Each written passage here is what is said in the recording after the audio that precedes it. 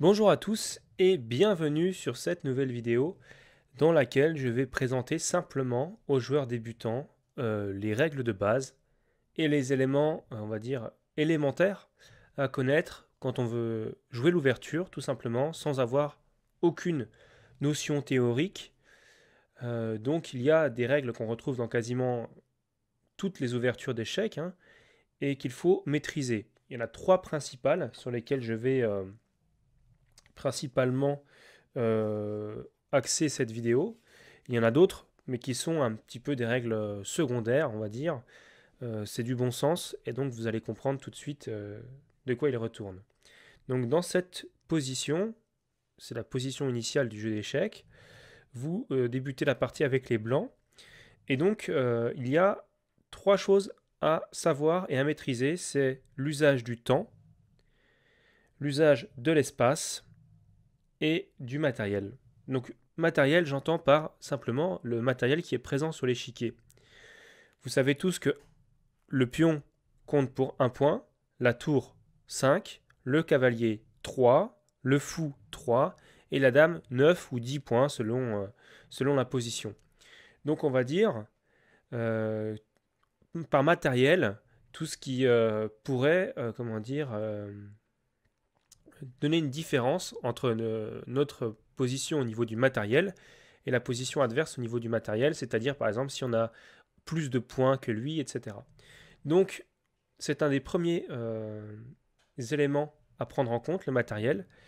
Donc il est très important effectivement de conserver une égalité matérielle durant la partie et on peut céder du matériel pour gagner sur les deux tableaux suivants qui sont donc le temps et l'espace. Donc, bon, le matériel, on va voir tout de suite une petite démonstration. C'est tout simple, vous allez comprendre que euh, on peut, ces trois éléments en fait vont agir un petit peu comme des vases communicants. Et si on perd un peu de l'un, il faut essayer de compenser sur l'autre. Donc là, on va jouer simplement une ouverture, vous allez voir, une espèce de gambit, dans le but de céder du matériel à l'adversaire pour obtenir à la fois plus de temps et à la fois plus d'espace. Alors, donc C3, B prend C3, fou C4, C prend B2, fou prend B2. Et là, donc c'est un exemple frappant d'une ouverture très très dangereuse à jouer avec les noirs, puisque les noirs ont gagné 2 pions, on peut le voir, donc ils ont un avantage matériel de 2 points, mais les blancs ont 4 rangées actives, c'est-à-dire 4 rangées sur lesquelles leurs pièces sont disposées, alors que les noirs n'en ont que 2. Et au niveau du temps, eh bien, on voit que les blancs ont développé 2 pièces, 3 pièces si on compte le pion E4, alors que les noirs n'en ont pas développé une seule. Donc, si je prends mon principe de vase communicant, eh bien tout simplement, les blancs ont cédé 2 pions pour obtenir 3 coups de développement et pour obtenir 2 rangées supplémentaires d'activité de leurs pièces. Donc voilà, déjà ça, rien que ça devrait déjà vous aider à voir plus clair sur les ouvertures d'échecs. Donc c'est un principe de base, je ne peux pas vous montrer toutes les positions, sinon ça ne serait pas les principes de base. Donc on va revenir sur la position initiale et on va voir que le temps est aussi extrêmement important. Donc E4, E5, cavalier F3 cette fois-ci, cavalier C6, fou C4, D6, cavalier C3. Donc là déjà, on constate au niveau du temps que les blancs ont développé, on va dire, 4 pièces, puisqu'on compte le pion comme une pièce, alors que les noirs n'en ont développé que 3. Et si par exemple ici, les noirs étaient tentés de jouer cavalier D4, ça serait une grosse erreur, vous allez comprendre pourquoi. Les blancs ont le temps de roquer, de se mettre à l'abri, et sur par exemple cavalier prend F3, dame prend F3, on constate que les noirs ont 4 rangées actives. Bon, ils n'ont que 2 pions qui sont actifs au centre, mais ils ont quand même 4 rangées actives. Mais le problème se situe au niveau du temps. Donc il n'y a pas d'avantage matériel, il n'y a pas vraiment d'avantage d'espace, mais les blancs ont 3 temps d'avance, on va dire allez, au moins 2 temps d'avance, parce qu'ils ont 3 pièces développées alors que les noirs n'en ont aucune. Les noirs ont certes 2 pions développés, mais les blancs en ont un. Mais au niveau des pièces, donc des pièces mineures, et donc la pièce lourde qui est la dame, eh bien les blancs possèdent un net avantage puisqu'ils ont 3 pièces développées alors que les noirs n'en ont aucune. Donc ça, c'est le deuxième exemple avec le temps, pour vous montrer à quel point le temps est important, puisque là, il y a déjà des menaces, par exemple la menace de mat en F7, etc. Donc on va revenir à la position initiale, et cette fois-ci, on va voir l'espace. Et vous allez voir que l'espace, c'est aussi un concept extrêmement important dans l'ouverture, parce que si on ne joue pas correctement, eh bien, on peut se retrouver pas bien. Donc je vais vous montrer l'exemple tout de suite avec, on va dire, une ouverture assez simple, E4, E5, cavalier F3, cavalier C6, c'est l'ouverture écossaise, avec D4, et on constate que pion prend, cavalier prend. Les noirs pourraient par exemple jouer cavalier F6, ce qui serait logique on va dire, où ils pourraient développer une autre pièce, jouer par exemple fou C5, peu importe, voilà, il y a des coups possibles. En revanche, les noirs, s'ils échangent, leur pièce, donc déjà cède un temps à l'adversaire, hein, puisque la dame est développée, mais plus grave, ils cèdent l'espace. Alors, les blancs ont 4 rangées sur lesquelles leurs pièces jouent, hein, de la première à la 4e, alors que les noirs n'en ont que 2. Et par conséquent, la dame au centre rayonne et va créer de nombreuses menaces. Par exemple, si le fou vient en E7, on pourra prendre en G7, etc. Enfin voilà, il y a des menaces qui sont évidentes ici. L'activité de la dame au centre est simplement énorme et va contraindre les noirs à un jeu très très serré. Donc voilà pourquoi le temps, le matériel et l'espace, ici on voit l'espace, sont si importants. Maintenant on va voir autre chose. On va voir les dangers. Parce que dans l'ouverture d'échecs, il y a des dangers qui sont imminents. Donc on va bâtir en fait tous nos plans en fonction de ces dangers. Mais il y a des dangers que les débutants, hein, les joueurs débutants ne connaissent pas, et donc auxquels un joueur aguerri ne va même pas penser, eh bien un joueur débutant va lui foncer dans les pièges. Donc ça va être par exemple d'essayer de capturer du matériel avec la dame. Donc on appelle ça la sortie prématurée de la dame. Et là vous allez voir que ça peut être assez désagréable. Cavalier F3, dame F6. Dame F6, c'est un coup stupide. On sait tous que la dame, il faut éviter de la jouer au début de la partie, sauf raison vraiment exceptionnelle, garde une pièce par exemple, ou des menaces très fortes. Mais il faut éviter de la sortir tout simplement parce que c'est une pièce qui est très forte, et que, étant donné qu'elle est très forte, elle peut être capturée, et dans ce cas-là, ça serait dramatique pour le joueur qui perdrait la dame. Donc on va voir par exemple comment elle peut être capturée. Alors ici, par exemple, si dame G6 est jouée pour capturer le pion en G2, tout joueur débutant a pensé à ça à un moment donné, hein, ces coups-là de dame pour venir attaquer les pions, etc. Ce sont des mauvais coups. Donc les blancs peuvent jouer petit roc. Et que se passe-t-il sur dame prend E4? Parce que effectivement, avec la dame en G6, la menace était double. Elle était à la fois sur E4 et à la fois sur G2. Donc on part la menace sur G2 en se développant, donc en gagnant un temps de développement. Et donc là, les noirs peuvent cette fois-ci s'emparer du pion en E4, mais que se passerait-il sur un coup comme dame prend E4? Eh bien tout simplement, comme les blancs ont des pièces actives, il y a forcément des combinaisons qui traînent, et s'il n'y en a pas tout de suite, on peut en créer, et en tout cas on peut créer un jeu actif en s'appuyant sur des combinaisons qui pourraient arriver. Donc là par exemple, après dame prend E4, il y a fou prend F7, tout simplement.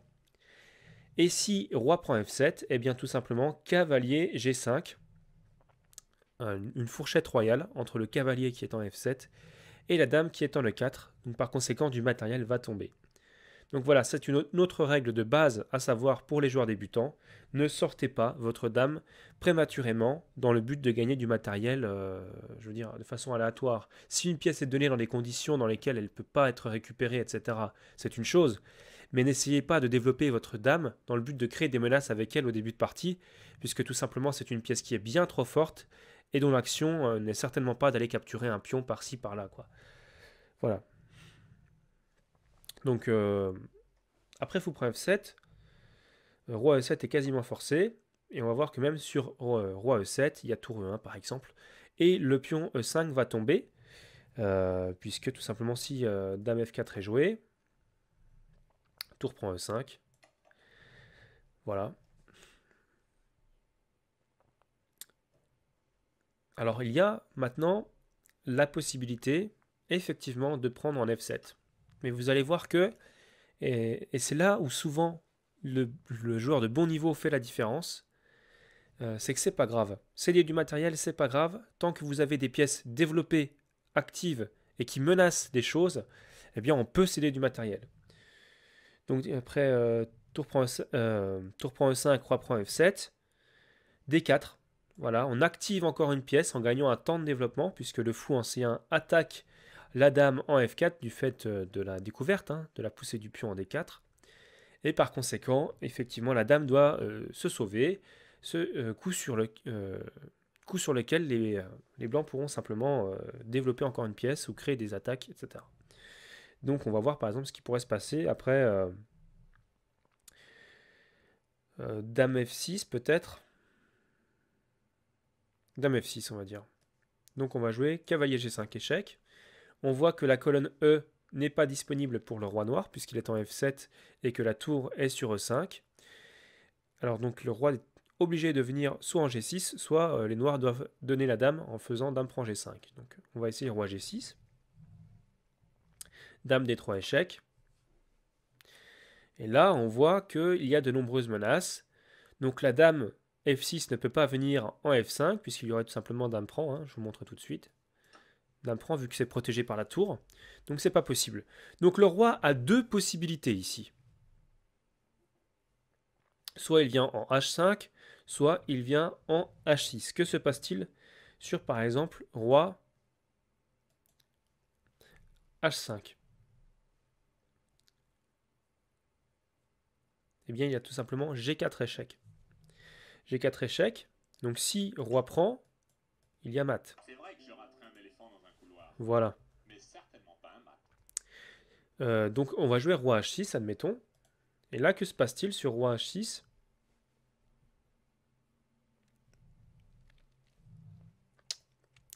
Alors il y a une chose qu'il faut connaître aux échecs, c'est qu'un double échec, c'est-à-dire un échec donné simultanément par deux pièces différentes,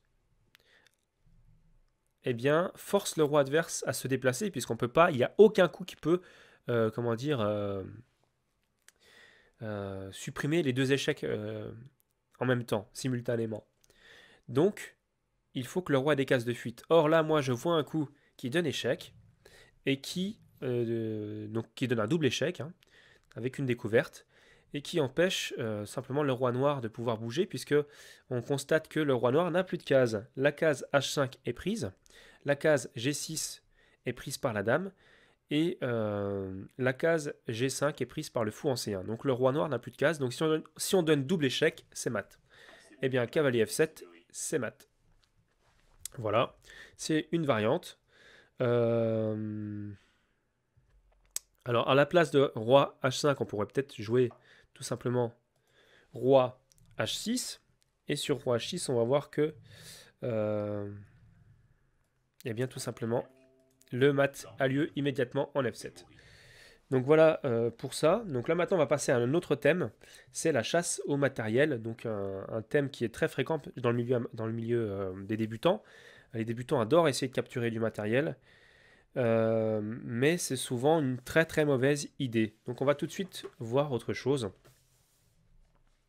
Donc on va voir tout de suite cette nouvelle ouverture, 4-5, cavalier F3, dame F6. Donc ça va être à peu près la même idée que tout à l'heure, mais vous allez voir qu'au lieu de donner le pion en E4, on va donner le pion en G2, et on va voir que c'est simplement pas mieux. Donc fou C4 toujours, avec la même idée, hein.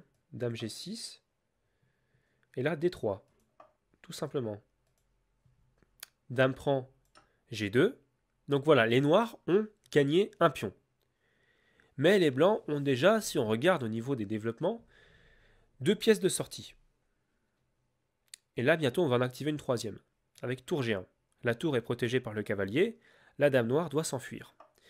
Et comme c'est très régulier dans ce genre de position, le sacrifice sur F7 est opérationnel. Alors, fou prend F7, menace, cavalier, donc si roi prend, cavalier, G5 échec, avec gagne la dame, c'est une fourchette royale. Donc les noirs ne peuvent toujours pas jouer de cette manière, ils doivent jouer roi E7. Et après tour G3, eh bien, que peuvent jouer les noirs? Si la dame noire joue dame H4, il y a tout simplement fou G5 échec, avec gain immédiat de la dame, on est d'accord, hein, vu qu'il y a échec. La dame est obligée de prendre, et puis après on peut simplement reprendre. Donc c'est perdu. Donc en fait là, simplement, la dame noire n'a plus de case après fou prend F7. Dans cette position. A noter que, donc bon, je ne vais même pas vous parler de dame prend G3, c'est complètement perdu. Hein. Dame prend G3, ici, c'est complètement perdant, puisque H prend G3, roi prend F7, et avec cavalier prend E5, on aura une attaque de mat très rapide avec les blancs. Je ne veux même pas l'analyser, vous voyez bien que avec la dame qui va arriver, le fou qui va pouvoir arriver, ça va être complètement gagnant. Donc voilà pour ça, mais je voulais juste revenir sur la variante avec, à la place de roi E7 par exemple, on peut se dire oui, mais on peut sauver par roi D8, eh bien pas du tout, puisqu'après tour G3, les menaces sont les mêmes, et roi D8 ne change rien, puisqu'après fou H4, eh bien il y a tout simplement fou G5, échec, et échec au roi, et attaque la dame noire simultanément. Donc voilà, ça c'est déjà, je pense, une démonstration assez claire de ce qu'il faut éviter de faire quand on est débutant aux échecs. Donc sortir la dame, c'est une grosse erreur. Et surtout, essayer de gagner du matériel avec, c'est une grosse erreur aussi. Il faut développer ces pièces, il faut essayer de gagner de l'espace et essayer de conserver comment dire, une égalité matérielle ou essayer de prendre l'avantage si on le peut. Donc maintenant, on va revenir sur la position initiale.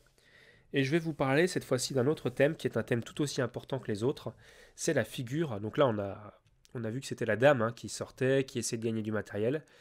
Et bien là, maintenant, je vais essayer de faire une démonstration avec une autre pièce que la dame. C'est-à-dire qu'au lieu de sortir la dame, on va sortir autre chose. Donc 4-5, D4. C'est par exemple cavalier C6. Donc là, on a développé une pièce. On n'a pas développé la dame, on a développé une pièce mineure, un cavalier qui plus est. Il faut savoir qu'aux échecs, souvent on préfère développer les cavaliers plutôt que les fous. Hein. Bien que, encore une fois, ça dépend entièrement de la position. Mais c'est vrai que c'est plus régulier qu'on sorte un cavalier plutôt qu'un fou. Donc cavalier C6, c'est un coup très litigieux. Donc cavalier C6 pour protéger peut-être le pion en E5. Le seul problème, c'est qu'on peut pousser avec les blancs.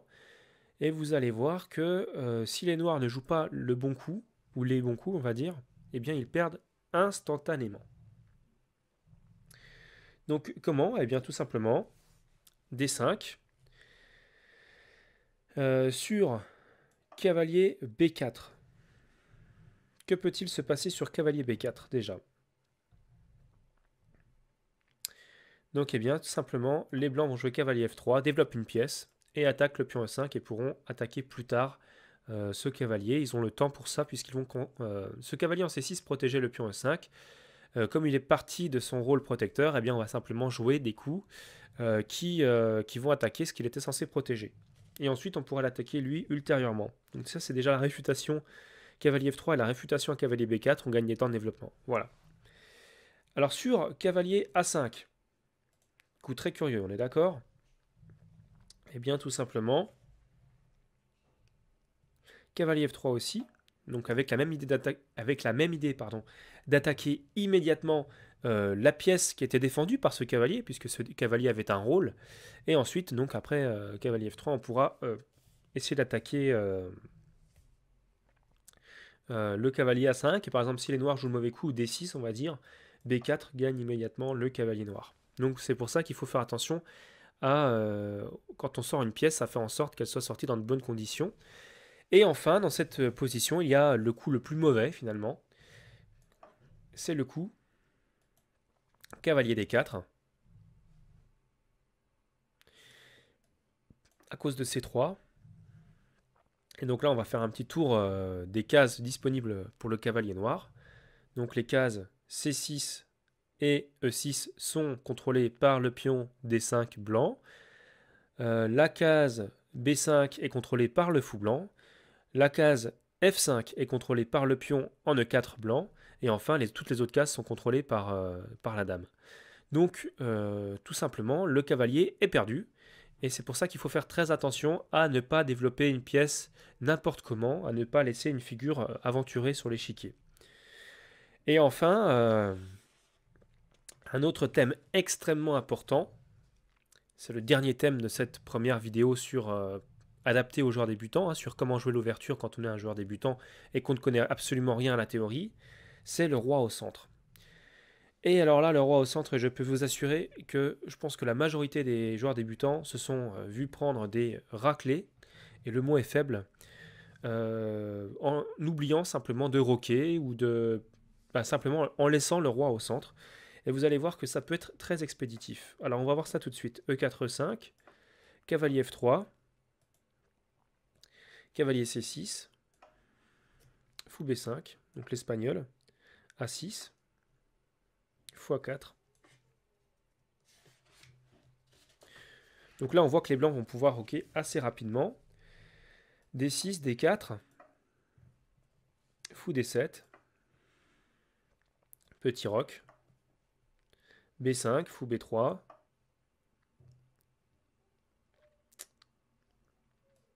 cavalier prend D4. Cavalier prend D4, E prend D4. Alors là, attention.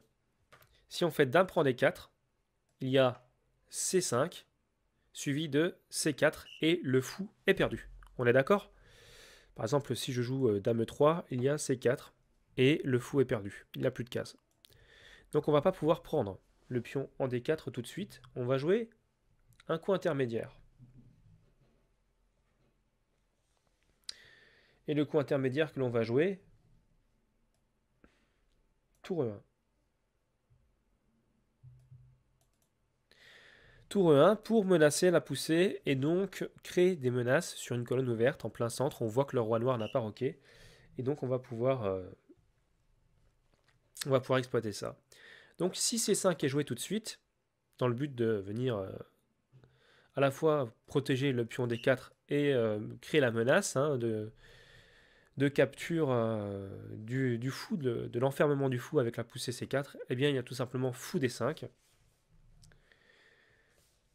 tour B8 ou tour A7, peu importe, et E5 tout de suite. On ouvre les lignes tout simplement, c'est l'idée. Donc fou E6. Alors sur fou E7 évidemment, qui n'est pas bon du tout, hein, il y a la prise avec suivi de la prise du fou. Donc en fait, il n'y a pas d'autre coup que fou E6. Et après fou E6, il y a fou C6 échec. Et donc là, on ne peut pas jouer fou D7, hein, puisque sur fou D7, il y aurait prise. Et là, les noirs doivent donner obligatoirement une pièce pour parer l'échec. Donc, les noirs sont obligés de jouer roi E7. Voilà, donc là déjà, premier objectif réussi pour les blancs, déroquer le roi noir. Donc le roi noir est obligé maintenant de rester au centre tout le long de la partie. Il ne pourra pas roquer, ça ne sera pas possible. Donc on va exploiter la mauvaise position du roi noir, hein, qui est faible. Et donc là on va jouer, vous voyez je pense l'enfilade avec la dame, fou G5. Donc F6 est forcé pour parer, sinon la dame est perdue. D'ailleurs je ne sais même pas si... Ou sinon il y aurait cavalier F6, mais puis on prend. Donc...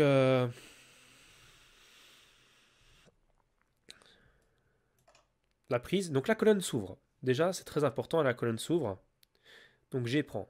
Et là, on va cette fois-ci, vous voyez, comme la position du roi noir est mauvaise, elle est en plein centre, et il y a des menaces, la tour par exemple contrôle la colonne, le fou en E6 est faible, eh bien on va pouvoir gagner des temps de développement en menaçant, euh, simplement en créant des menaces immédiates. Dame E2, on menace, dame prend, E6, échec et mat. Hein, si par exemple si pion prend, dame prend E6, Rappelez-vous, échec et mat. vous ne me battrez jamais. Mais Par la suite conséquent, sera les noirs n'ont pas confidentielle. d'autre coup ici que de jouer dame C8. Dame C8 est forcée pour protéger le fou en E6 et peut-être même pour attaquer le fou en C6, bien que ce ne soit pas vraiment une attaque puisqu'il y aurait la prise possible sur E6 dans le cas où la dame noire prenne en C6. Voilà. Et donc là, on va simplement rajouter une pièce d'attaque sur cette case E6 sur laquelle est situé le fou noir par l'intermédiaire de fou D5. Fou D5. Alors là, le meilleur coup peut-être même c'est de prendre en G5, au moins de récupérer une pièce. Mais après, fou prend E6. La dame noire doit se sauver, c'est une obligation, hein, elle est attaquée par le fou. Elle ne peut pas prendre puisque la dame reprendrait, protégée elle-même par la tour en E1. Donc la dame va bouger, peu importe où. Et après le déplacement de la dame, tout simplement, il y aura fou prend G8 et euh, les blancs auront simplement une pièce de plus, une très forte attaque, hein, puisqu'on voit par exemple que si les noirs jouent mal, ils peuvent très vite se faire mater. Donc ça va être extrêmement expéditif cette finale. Ah, peut-être pas le meilleur coup ça. Peut-être ça plutôt d'abord. Je sais pas exactement, mais en tout cas, quoi qu'il en soit, c'est vrai que les blancs sont extrêmement bien ici.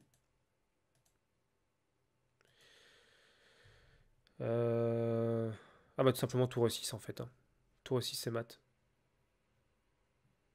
J'ai compté. Je vous dois Je me casse la tête pour pas 527 grand chose revanches. finalement.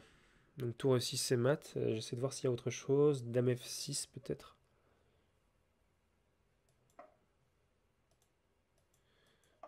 Ouais mais il y a dame prend. Faut F7, dame prend F7, ouais. Enfin ça sera mat très rapidement aussi, hein. Si roi ici, Vous aimez tour mat. gagner. Il faut pas jouer contre moi. Et si le roi descend, ça va être mat très rapidement. Là en deux coups par exemple avec dame F3. Mat. Monsieur et madame de Damiano ont Enfin invoqué bref, votre voilà, c'est majesté juste pour le vous montrer commandant. que les maths sont partout. Donc il faut faire très attention, même dans cette position-là.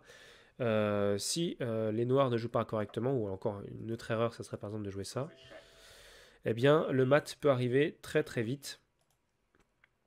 Donc il faut jouer correctement l'ouverture, c'est-à-dire surtout faire attention, là en l'occurrence, de ne pas laisser un roi au centre et d'éviter au maximum de se faire déroquer, puisque le déroc en fait c'est simplement la porte ouverte à des attaques déjà de pièces lourdes sur des colonnes ouvertes, comme là c'est le cas avec la dame et la tour sur la colonne E, hein, qui conjuguées l'une à l'autre ont une action extrêmement puissante. Et donc, comment dire, c'est vraiment à éviter à tout prix, sauf peut-être dans quelques rares parties, mais bon, qui ne seront pas du tout adaptées à un niveau débutant. Donc, le mieux, c'est de jouer avec cette règle de base, de ne jamais laisser le roi au centre, de toujours roquer. Et alors, là maintenant, on va voir roquer, oui, mais comment? Donc en fait, c'est tout simple. Là, je ne vais même pas vous montrer de position, je vais vous le dire. Le roc, il est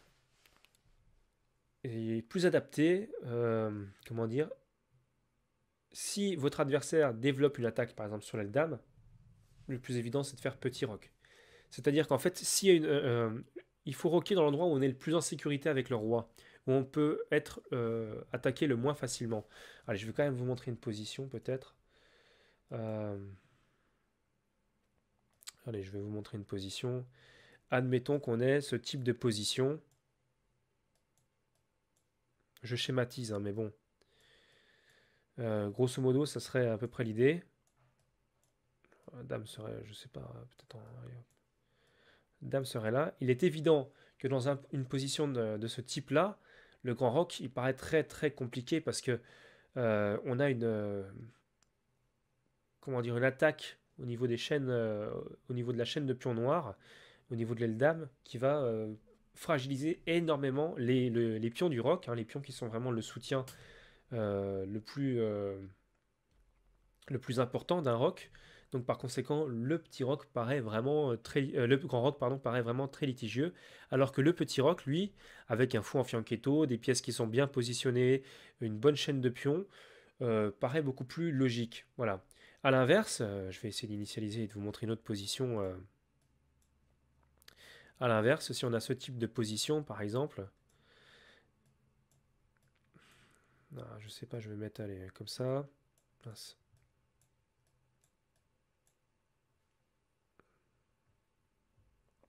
Si on a ce type de position là, mince, je vais remettre un petit pion noir là. Il paraît évident, bon, avec ça par exemple, il paraît évident que le petit roc ne sera pas forcément la meilleure option. Pourquoi? Parce qu'il y a des diagonales ouvertes, il y a des colonnes qui vont s'ouvrir, etc. Les noirs seront quasiment obligés de jouer grand roc, donc il y aura une attaque, c'est clair, de roc opposé, et donc la poussée de pion témoigne, comment dire, est en faveur des noirs ici. Donc c'est bon, là il y a le pion G5 qui est en prise, hein, je fais pas ça, mais c'est juste pour vous montrer globalement qu'il faut éviter de rocker dans un endroit où on ne sera pas en sécurité. Et enfin, même si c'est très rare, la plupart du temps on fait petit rock, mais il faut quand même faire attention qu'il n'y ait pas quand même une attaque, qu'il n'y ait pas une menace. La plus fréquente, hein, la plus fréquente, je vais vous la donner tout de suite. Bon, admettons qu'on ait des pièces qui soient développées comme ça, le cavalier n'est pas là, je sais pas. La dame est ici, alors c'est ce type de position. Et dans ce type de position, si on fait grand roc, il y a dame prend A2. Voilà, c'est tous des coups comme ça auxquels il faut se méfier. Euh, des attaques directes comme ça. À part ça, c'est vrai que c'est plutôt rare qu'après un roc, on se fasse rentrer dedans et qu'on se fasse écrabouiller par une attaque. Mais ça peut quand même arriver, j'ai déjà vu des positions où ça arrivait. Des positions d'ailleurs qui n'étaient pas évidentes à voir au départ et qui, quelques coups après, on voyait très clairement qu'il n'y avait rien à faire. Donc, bon, faire quand même attention, essayer de voir s'il n'y a pas euh, quelque chose qui traîne et qui pourrait permettre à l'adversaire de prendre l'avantage immédiatement en cas de rock. Donc voilà, ça, là je pense que je vous ai déjà donné tous les éléments pour jouer correctement l'ouverture au niveau débutant. Donc je vais revoir avec vous toutes, comment dire, tous les thèmes, parce que là c'est vrai que ça a fait une demi-heure, et donc... Alors là les premières choses à savoir c'est le matériel. Il faut garder une égalité matérielle et si possible évidemment gagner du matériel. Il faut conserver une égalité de temps de développement ou si possible effectivement gagner des temps de développement en créant des menaces sur le jeu adverse. Et il faut essayer de posséder le maximum d'espace, hein, donc essayer de contrôler le maximum de rangées et essayer d'acculer le plus possible l'adversaire, comment dire, sur ses cases initiales, sur ses rangées initiales qui sont par exemple ici les deux dernières rangées pour les noirs ou les deux premières pour les blancs. Donc l'espace. Et alors là, il y a d'autres choses secondaires. Donc les dangers qui sont la sortie prématurée de la dame pour essayer de capturer du matériel, par exemple. La chasse au matériel, alors qu'on perd des temps de développement. La figure qu'on aventure sur l'échiquier alors que, comment dire, ça ne... on risque de la perdre, quoi, c'est dans de mauvaises conditions. Et enfin, laisser le roi au centre. Donc il faut essayer de roquer, en tout cas d'éviter au maximum de se faire déroquer. Donc déjà, avec tout ce que je vous ai dit là, vous avez une bonne base sur les ouvertures du jeu d'échecs à un niveau débutant. Je pense que là, vous avez cette fois-ci des éléments assez intéressants qui devraient vous permettre de jouer relativement correctement les ouvertures du jeu d'échecs. Alors après, il y a un autre élément dont on parle peut-être moins dans les livres, mais qui est un élément extrêmement important à mon sens. Cet élément, c'est le calcul. Combien de parties j'ai joué où mon adversaire avait pris l'avantage dans les ouvertures, parce que je ne suis pas vraiment un féru de théorie des ouvertures. Donc mon adversaire prenait... ça m'est arrivé de jouer 10 ou 15 parties rapides contre un joueur. Dans les 10 ou 15 parties, mon adversaire connaissait sur le bout des doigts ses ouvertures, donc prenait l'avantage dans l'ouverture la majorité du temps. Et quelques coups plus tard, au milieu de partie, j'arrivais à avoir des plans qui étaient simplement meilleurs que lui. Et je voyais peut-être plus de choses que lui. Et par conséquent, j'arrivais à prendre l'avantage. C'est pour ça que malgré tout ce que je vais vous donner comme élément pour apprendre, pour jouer correctement certaines phases de jeu, le calcul est extrêmement important. Et la méthode d'apprentissage, je vais faire une vidéo dessus, mais essayez de voir le plus possible de choses. Essayez de faire bouger les pièces sur l'échiquier dans votre tête, de voir ce qui peut se passer si tel ou tel coup est joué, et de voir quelle est l'idée derrière chaque coup joué par votre adversaire.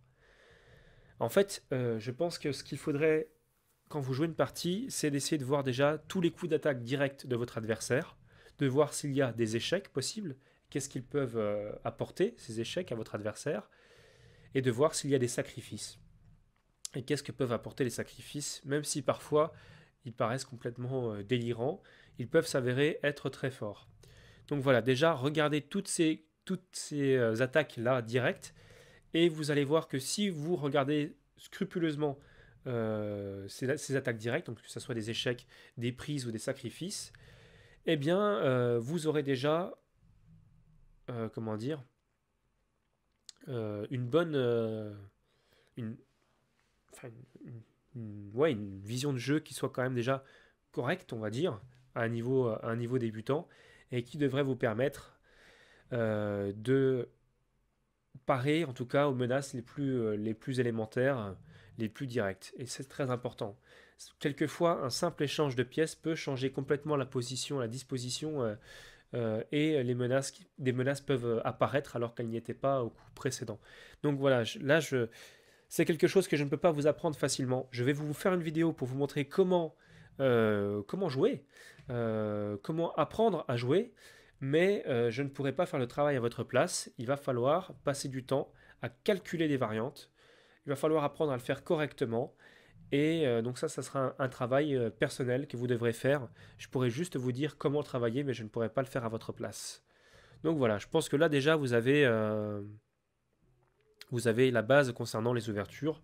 Je ne pense pas qu'il soit nécessaire de faire d'autres vidéos sur les ouvertures, mais en tout cas je suis impatient de voir comment dire, des retours, de voir si cette vidéo vous a permis de comprendre un peu mieux le jeu d'échecs, d'appréhender un peu mieux les ouvertures. En tout cas, voilà, je pense que ça devrait déjà vous intéresser. Alors je vais quand même juste terminer sur un petit mot.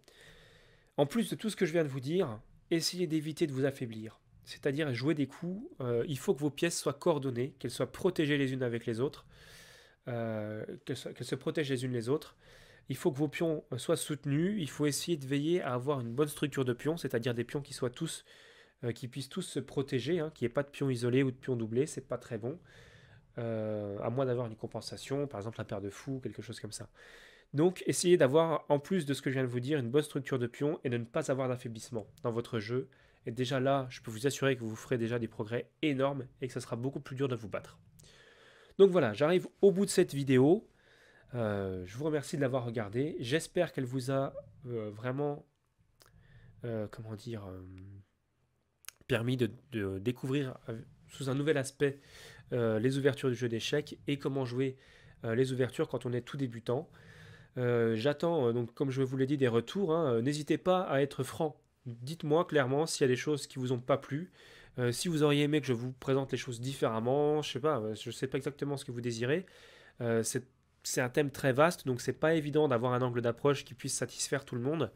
J'essaie d'être le plus, comment dire, le plus audible possible pour tous. Bon ben voilà pour cette vidéo. Quant à moi, je vous dis à très très bientôt pour de nouvelles vidéos et j'espère vraiment que vos progrès vont s'en ressentir. Et n'hésitez pas non plus d'ailleurs à me faire des retours là-dessus. Allez, je vous dis à très bientôt pour de nouvelles vidéos et je vous souhaite de rapides progrès.